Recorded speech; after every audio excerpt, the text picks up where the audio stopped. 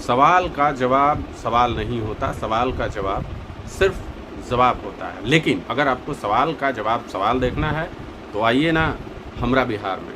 बिहार के उप मुख्यमंत्री सम्राट चौधरी पर इल्ज़ाम लगे हैं, इल्ज़ाम ही नहीं लगे हैं बल्कि बाकायदा उसके पेपर्स हैं कि एक हत्या के मामले में इन्होंने अपनी उम्र कम बताकर अर्थात खुद को नाबालिग बताकर सुप्रीम कोर्ट से खुद को रिहा करवाया था और आज भी ये उस मामले में बेल पर चल रहे हैं।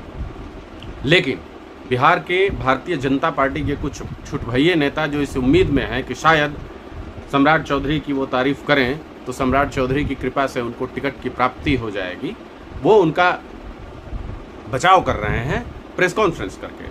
तो मैं उन छठभैया नेताओं से एक बात कहना चाहूँगा कि भैया, आप जिन उदय प्रताप सिंह और पप्पू सिंह जी पर ये इल्ज़ाम लगा रहे हो, जनसुराज के राष्ट्रीय अध्यक्ष पर, कि उन्होंने अपने चुनावी हलफनामे में 2 हलफनामों में अलग अलग उम्र बताई है, तो वो ना ही कहीं से विधायक हैं, ना सांसद हैं, ना किसी संवैधानिक पद पे हैं।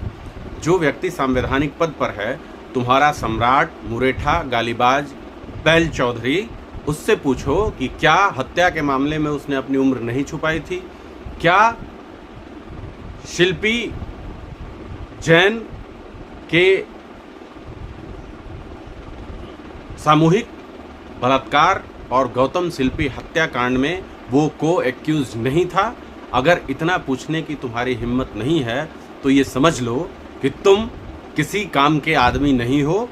कब तक दूसरे का चप्पल उठा के नेतागिरी करोगे? अपने अंदर का जो ज़मीर है उसको जगाओ और पहचानो कि तुम बिहार की बात करो, क्योंकि आज इन्हीं सब वजहों से ये जाति और धर्म और क्रिमिनल माइंडेड लोगों को प्रमोट करने की देन है कि हमारा बिहार देश के मामले में सबसे पिछड़े हुए राज्यों में आता है। एक बार अपने अंदर का ज़मीर जगाओ और सम्राट चौधरी से ये बात पूछो कि सम्राट चौधरी जी, ये बताइए कि क्या इन 2 मामलों में आपने गलती की है? अगर हाँ तो बहुत अच्छी बात है, अगर नहीं पूछ सकते हो तो कम से कम अपना मुंह बंद रखो। ऐसे रेपिस्ट और मर्डरर का बचाव करना आने वाली पीढ़ियों के सामने एक यक्ष प्रश्न है कि तुमने कैसी घटिया और वाहियात किस्म की राजनीति की है। इसलिए एक बार ज़रूर सोचो कि कर क्या रहे हो, क्योंकि सवाल तो सबसे होंगे, आपसे भी होंगे और उनसे भी होंगे, और बचेगा कोई भी नहीं। बहुत बहुत धन्यवाद।